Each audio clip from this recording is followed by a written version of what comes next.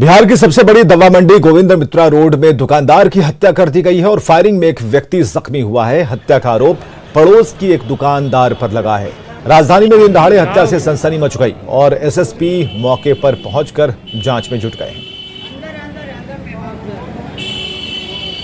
सूबे की सबसे बड़ी दवा मंडी गोविंद मित्रा रोड में दिन दहाड़े एक बड़ी घटना घटी है। यहाँ पर आप देख सकते हैं सर्जिकल और मेडिकल दुकान है और यहाँ पर जो दुकानदार हैं उनकी गोली मारकर हत्या कर दी गई है और जो दूसरे कर्मी हैं उनको गोली मारकर घायल कर दिया गया है, जिनका इलाज फिलहाल पीएमसीएच में चल रहा है। और मौके पर तमाम जो पुलिस अधिकारी है वो पहुँच गए हैं। कांच बिखरे पड़े हैं यहाँ पर आप देख सकते हैं और फिलहाल इस दुकान को बंद किया गया है। जो बगल का दुकान है माँ दुर्गा सर्जिकल, इन्हीं के मालिक पर आरोप लगा है कि उन्होंने ही इस पूरे हत्याकांड को अंजाम दिया है और फिलहाल इस पूरे मामले की तहकीकात करने के लिए पटना के एसएसपी उपेंद्र शर्मा मौके पर पहुंच गए हैं। कई थानों की टीम यहां पहुंच गई है और पूरे मामले की छानबीन जारी है। एसएसपी उपेंद्र शर्मा जो दूसरे दुकान हैं उनसे वहां पहुंचे हैं और जो दुकानदार हैं उनसे पूछताछ कर रहे हैं। निश्चित तौर पर बड़ी घटना कोरोना काल में, जबकि दवा दुकानों की महत्ता किसी से छिपी नहीं है, वहाँ पर इतनी बड़ी घटना को अंजाम दिया गया है और फिलहाल इस घटना के विरोध में यहाँ पर जितनी दवा दुकानें हैं वो बंद हो गई हैं। आप देख सकते हैं पुलिस पहुंची हुई है। गोविंद मित्रा रोड में कोरोना काल में भी काफ़ी चहल पहल रही थी और पूरे बिहार से लोग यहाँ दवा खरीदने पहुँचते हैं। बिहार की सबसे बड़ी दवा मंडी है। आप एक तस्वीर देख सकते हैं किस कदर लोगों की भीड़ दिख रही है इस जीएम रोड में। और जो घटना हुई है उसको लेकर पुलिस फिलहाल छानबीन कर रही है। सीसीटीवी जो कैमरा है उसको भी पुलिस खंगाल रही है। गोली चली है एक रजनीश मेडिकल है उनके ओनर पर, उनकी मृत्यु हो गई है। बगल में ही दुर्गा सर्जिकल है, उसी के द्वारा गोली चलाए जाने की बात आ रही है। प्रथम दृष्टया आसपास की दुकानें बंद हैं, बात आ रही है, उसको मान के हम लोग चल रहे हैं। एक और व्यक्ति घायल, उसका इलाज चल रहा है। उन्होंने बताया कि जो कारण है उसकी छानबीन की जा रही है। शक है कि बगल के जो दुकानदार हैं उन्होंने ही हत्याकांड को अंजाम दिया है। बहरहाल अब ये जांच का मुद्दा है, पुलिस जांच करेगी, इस पूरे मामले की छानबीन करेगी तो निश्चित तौर पर जो आरोपी है वो पकड़े जाएंगे। लेकिन दिन दहाड़े जीएम रोड में इस बड़ी घटना ने पटना पुलिस की व्यवस्था पर भी एक बड़ा सवाल खड़ा कर दिया है। कैमरा पर्सन मनीष जुनेजा के साथ संजय कुमार, न्यूज़ 18 पटना। और सहरसा में न्यूज़ 18 की खबर का बड़ा असर। हर्ष फायरिंग मामले में कार्रवाई हुई है। रिटायर्ड आर्मी जवान पन्ना चौधरी गिरफ्तार कर लिए गए हैं। उनके बेटे के उपनयन संस्कार में ये फायरिंग चल रही थी। महिलाओं को हमने दिखाया था, उन्होंने भी फायरिंग की थी। लाइसेंसी बंदूक समेत 5 कारतूस बरामद किए गए हैं। और हर्ष फायरिंग, ये वीडियो हमने आपको दिखाया था और कहा था कि ये उपनयन संस्कार के दौरान फायरिंग की गई। महिलाओं के हाथ में बंदूक थमाकर फायरिंग की गई और जवान जो रिटायर्ड आर्मी के जवान हैं पन्ना चौधरी, उन्हें गिरफ्तार किया गया है। अनुभव है हमारे साथ। अनुभव, क्या जानकारी मिल पा रही है?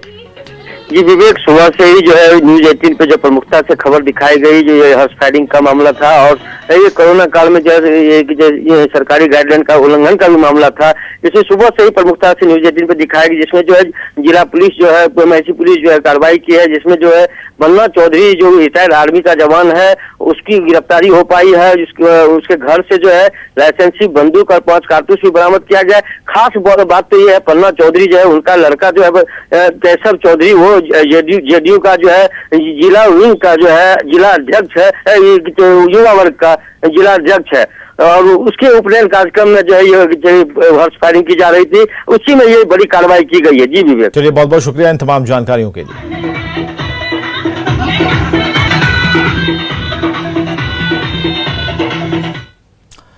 बिहार के स्कूल बंद हैं, लेकिन अब भी 33% शिक्षक स्कूल आ रहे हैं। शिक्षकों की माने तो उन्हें रिजर्व में रखा गया है ताकि इमरजेंसी में सेवा ली जा सके, लेकिन घर से स्कूल दूर होने के कारण शिक्षकों को संक्रमित होने का डर सता रहा है। शिक्षकों से बात की हमारे सहयोगी रजनीश ने। बिहार में 15 मई तक सभी शैक्षणिक संस्थान तो बंद हैं, लेकिन 33% शिक्षकों को स्कूल आना अनिवार्य है। ऐसे में अब स्कूल आने वाले शिक्षकों को जान का डर सता रहा है।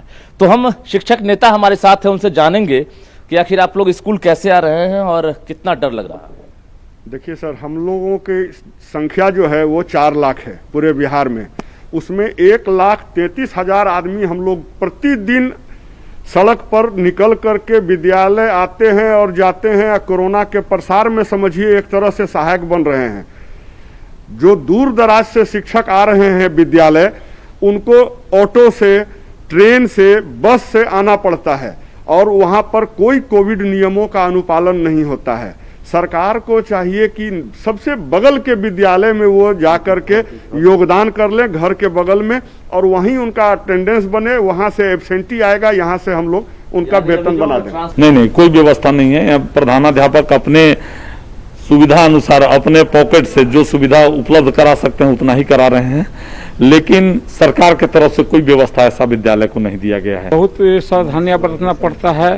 एक तो टेम्पू नहीं मिलता है, टेम्पू में किस तरह के संक्रमण आदमी बैठे हुए हैं, उससे बहुत तरह से बच के सैनिटाइज अथी से अपना लेके चलते हैं और किसी तरह अपना स्कूल जाते हैं। जोखिम भरा हुआ है, एकदम टेंशन में रहते हैं। इसी किसी कोई बगल में बैठे हुए आदमी अथी कोरोना से पीड़ित न हो, इससे डरे हुए सहमे हुए क्या चाहते हैं?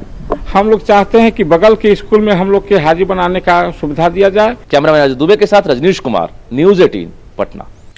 और पटना के फतुहा में 80 दिन के अंदर 50 बेड का कोविड अस्पताल तैयार हो गया और ये सब हुआ गोरखपुर की होनहार बिटिया श्रुति पांडे की अनोखी खोज की बदौलत।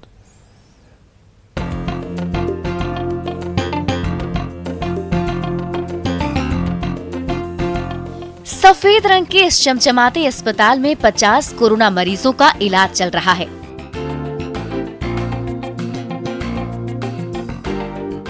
अस्पताल का निचला तल्ला तो कंक्रीट से बना है, लेकिन ऊपरी तल्ला पुआल की पराली और धान के भूसे से तैयार किया गया है।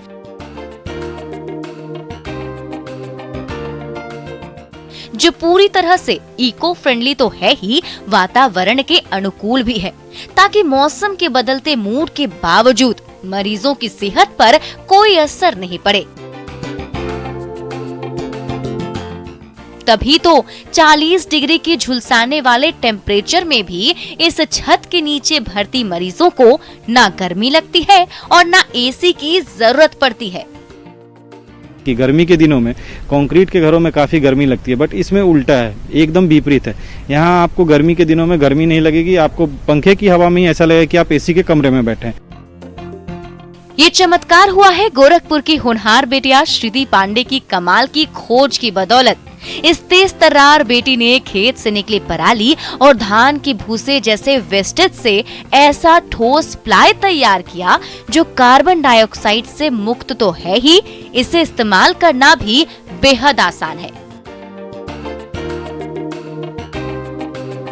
इसी इको फ्रेंडली प्लाई को जोड़कर फतुहा के इस अस्पताल के ऊपर महज 80 दिन के अंदर 50 बेड के वार्ड का ऐसा हाईटेक ढांचा खड़ा कर दिया गया, जो आज 50 कोरोना मरीजों के लिए किसी वरदान से कम नहीं है।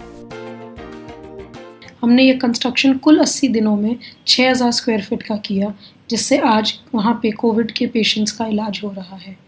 उसके साथ ही ये कंस्ट्रक्शन में जो मटेरियल इस्तेमाल हुआ है वो गर्मी में ठंडक और ठंडक में गर्मी रखने के लिए मदद भी करता है। इस होनहार बिटिया की ये कमाल की खोज बिहार ही नहीं, देश और दुनिया भर में धूम मचा रही है, जो पर्यावरण के अनुकूल तो है ही, कम खर्च और कम समय में कोरोना मरीजों के लिए बेहद उपयोगी साबित हो रहा है। अमित सिंह, न्यूज़ 18 पटना।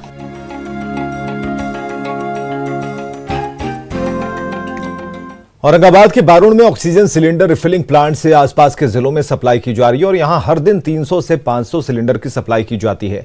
जिला प्रशासन के आदेश के मुताबिक ऑक्सीजन की सप्लाई की जा रही है। डीएम ने दावा किया है कि अस्पतालों में ऑक्सीजन की कमी नहीं होने दी जाएगी।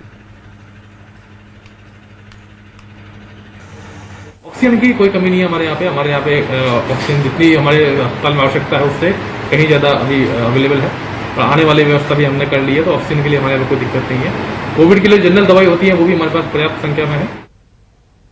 और खबरें लगातार जारी हैं, आप बने रहें हमारे साथ।